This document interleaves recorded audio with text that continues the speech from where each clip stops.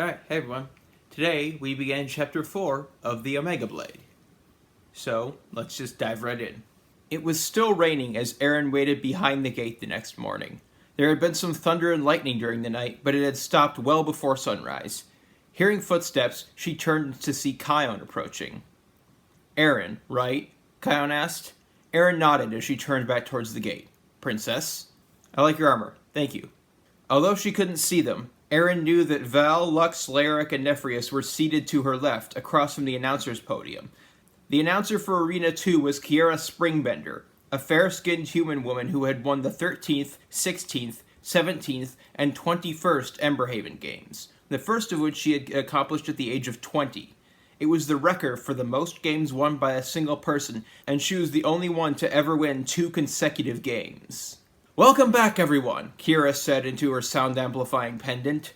I'm sorry about the rain, but the mages tell me it should stop by this afternoon. Our first fighter of the day comes to us from deep beneath the waves. I give you Aaron Damazath. The gate opened, and Aaron walked out into the rain. Her Xian sword was strapped to her left thigh, and she carried the Trident of Amphitrite, a 5-foot-long weapon with the back end sharpened to a point. She wore dark red armor made from the hide of a leviathan that had been slain by her village's warriors not just on the day of her birth, but less than an hour before she was born. Leviathans weren't naturally red, but Aaron had painted the armor because she didn't like how close its natural blue color was to the shade of her own skin. It wasn't the most comfortable armor, but in addition to having durability comparable to the strongest metals used in armor, it was also much lighter, only marginally heavier than leather armor of equal thickness. Leviathans were one of the most feared creatures under the sea, and the one from which her armor came had been the second largest in the recorded history of the Tritons. Every scratch in the waterproof red paint was a reminder of what her people were capable of, and she wore the beast's skin with pride.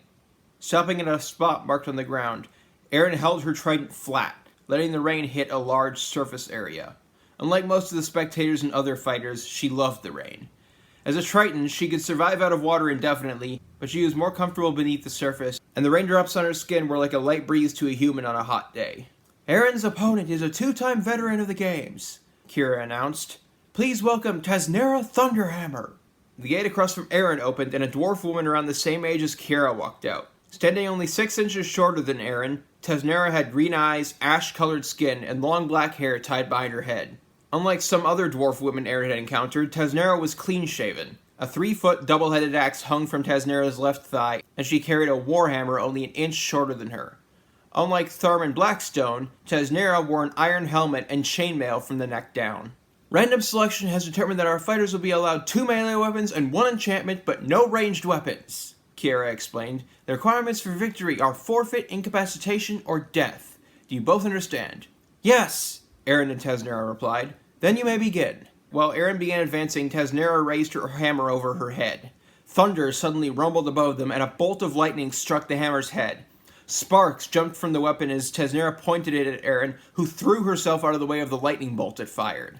The bolt was stopped by the invisible force of a protection spell before it hit the arena wall. Aaron's attempts to dodge the second lightning attack failed, and the bolt hit her chest plate. The Leviathan hide couldn't protect her from the attack's full charge, but it absorbed enough electricity to save her from serious injury. Aaron scrambled to her feet, her mind racing as she wondered how she could counter such an enchantment. One idea came fairly quickly, but she had no idea if it was even possible. Deciding it was worth a shot, Aaron stood her ground as Tasnera summoned a third bolt of lightning, and when the attack came, Aaron blocked it with her trident. Tasnera's eyes widened, and before she could do anything, Aaron thrust her trident towards the dwarf. The enchantment placed upon the Trident of Amphitrite allowed it to absorb water and shoot that water in jets as an attack. It also made the trident indestructible in the hands of a Triton. To Aaron's relief, that combination allowed it to hold an electric charge for the few seconds it took her to aim and fire a jet of water. The water she fired took the electric charge with it, and the combined attack hit Tasnera square in the chest, knocking her back and causing her to lose hold of her hammer. Groaning, Tasnera gingerly got to her feet. Aaron considered asking her to yield, but before she could, the dwarf suddenly dropped the act and charged Aaron at full speed. Aaron moved to the side, but Tasnera stopped and grabbed the trident, using her strength and weight to pull it out of Aaron's hands. Before Aaron could do anything, Tasnera broke the trident over her knee, threw the pieces to the ground, and grabbed her axe from her belt.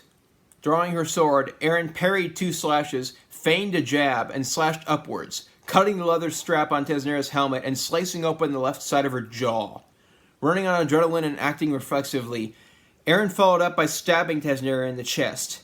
Chainmail, although highly effective against slashing weapons, was all but useless against stabbing weapons, and Eren's sword only stopped when the handle hit the mail. Tesnera dropped her axe, and Eren quickly removed her sword before her opponent fell to the ground.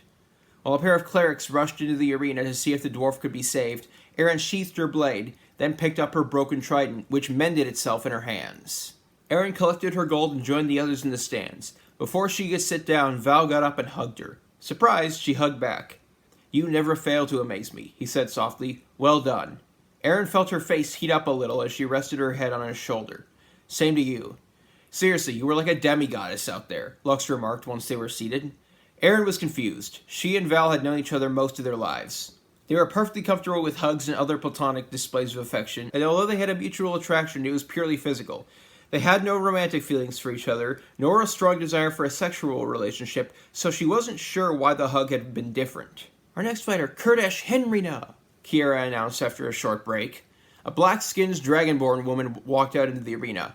Taller than any of them, Kurdesh had golden eyes and carried a bow and a 6-foot polearm with a curved blade known as a glaive, but she had no quiver or arrows. Stopping, she stabbed her glaive into the dirt. "Facing the Dragonborn, I give you Princess Kion of Cantarath." Kion walked out more heavily armed than she had been the previous day. In addition to her bow, arrow, and daggers, she also carried a sheathed longsword above her left thigh and a 3-foot circular metal shield strapped to her back. "Our fighters have agreed to the use of 3 weapons of any kind and 2 enchantments," Kiera said. "Kurdesh has agreed to forego 1 weapon and 1 enchantment in favor of her dragon breath. The requirements for victory are forfeit, incapacitation, or death. Do you understand?"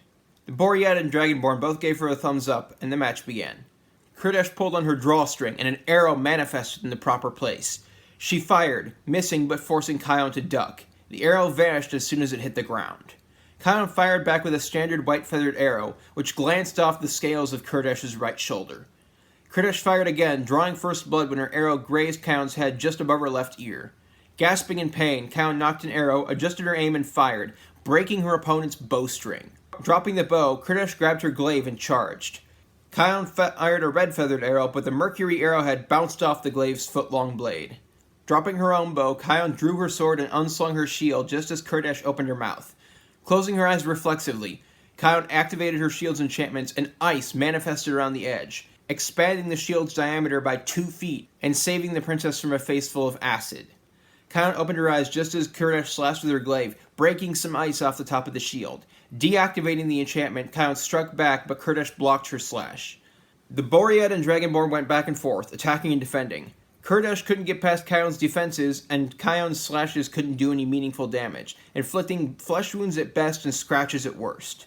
When Kurdesh slashed down to the left, Kion used her shield to force the glaive upward, then stabbed the Dragonborn in the right thigh.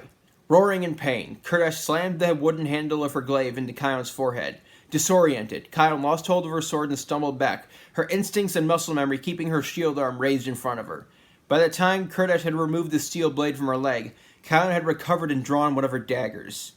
She used her shield's enchantment to block more acid breath, which ate away at the dirt when it hit. Kion dodged and blocked slashes until she found an opening, then got inside Kurdesh's guard and drove her curved blade up into the Dragonborn's mouth through her lower jaw. Ice immediately formed around the wound, and Kion delivered 3 more stabs to different spots on Kurdesh's torso before stepping back. Kurdesh stumbled for a moment, then collapsed. "Ladies and gentlemen, our winner is Princess Kion!" Kiera shouted. The next match was between a male minotaur named Kiru Jagged Skull and a human man named Waldemar. It was over in less than a minute, with Kiru emerging victorious. Laerik was up next, fighting an elven woman named Silwenis Greengard.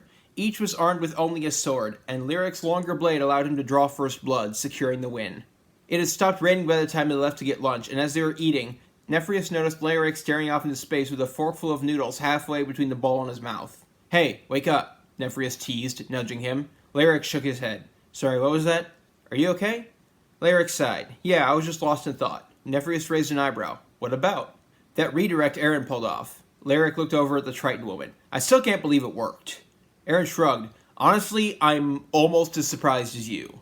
Nefrius could tell that the answer wasn't entirely true, but he decided not to push just yet. After paying for their meals, the 5 of them made their way to Arena 5, where Faethira Ravensense had taken over after the original announcer fell ill. Arena 7 was no longer needed for the official tournament, and the unofficial matches it would be used for didn't require an announcer. Val's next fight was against a tiefling woman named Nexori, and it was even shorter than Laric's fight had been. A few hours later, Nefrius walked out into the arena unarmed after being introduced. "His opponent, Tharman Blackstone!" Phaethira exclaimed. Laric's eyes widened with dread, and Tharman walked out also unarmed. "Random selection has decided that they will fight unarmed until incapacitation or death," Phaethira continued. "Fighters ready?" They both gave her a thumbs up, but Nefrius hesitated before doing so. "Begin!" Nefrius was faster than Tharman, but despite being over a foot shorter, Tharman had every other advantage. It didn't take long for the dwarf to get the tiefling in a chokehold and render him unconscious. Lux left her seat to prepare for her own fight, and when Nefrius returned a few minutes later, Kion was with him, wearing a dress similar to the one she had worn the previous day. "Look who I found," Nefrius said as he sat down next to Laric. "Your Highness," Val greeted her. Kion nodded. "Valerius, right?" "Val is fine. Where are your guards?" She pointed to the entrances to the staircases leading up to the stands. One of her guards was standing at each one with a clear line of sight to her. "They know I can take care of myself," she explained. "They're just extra protection." "For our last fight of the day, please welcome Luxia of Cantorath." Lux walked out carrying her sword and shield. "Facing Luxia, please welcome Thestic Tassin." The gold-skinned dragonborn man who had killed Grandak Thundereye walked out. He had maroon eyes and stood 6 inches taller than Lux. Unlike the day before, he was armed with a shield made of dragon skin and a 4-foot wooden club lined with large fangs. Thastic had been in the crowd during Lux's first fight, and he had seen the enchantment that protected her from fire. Not knowing whether the enchantment was attached to her sword, shield, or armor, he had opted to keep the enchantment that made it impossible to dislodge the dragon teeth from his club, instead of being allowed to use his fire breath. Lux recognized him, both from her first fight and as a fire dragonborn. Not knowing about his enchantment, but anticipating his decision, she opted to have her shield temporarily disenchanted and kept her sword's reflex-enhancing ability. "Our fighters have agreed to 1 weapon and 1 enchantment," Phaethira explained. "Returns of victory will be forfeit, incapacitation, or death. Thastak, since you've chosen to keep your weapon enchanted, using your breath weapon will disqualify you. Is that clear?" They both answered affirmatively. "Good. Fight!" Lux and Thastak began circling each other, moving closer as they did. Thastak struck first, slashing right to left at a downward angle. Lux raised her shield, and the impact left a couple small dents in it. She dodged 3 more slashes, then moved closer and sliced him across the chest. He yelled in pain, then slashed at her again. Lux continued blocking and dodging her opponent's attacks, rarely striking back. She wasn't sure if she could last long enough to tire him out, but she figured it was worth a shot. Instead, she ended up falling for a feint, and his club hit her left upper arm, penetrating her leather armor and leaving 2 deep gashes. Lux cried out in pain, her shield falling from her hand as she stumbled back. Her adrenaline kicked in, enabling her to dodge the follow-up slash that would have blinded her.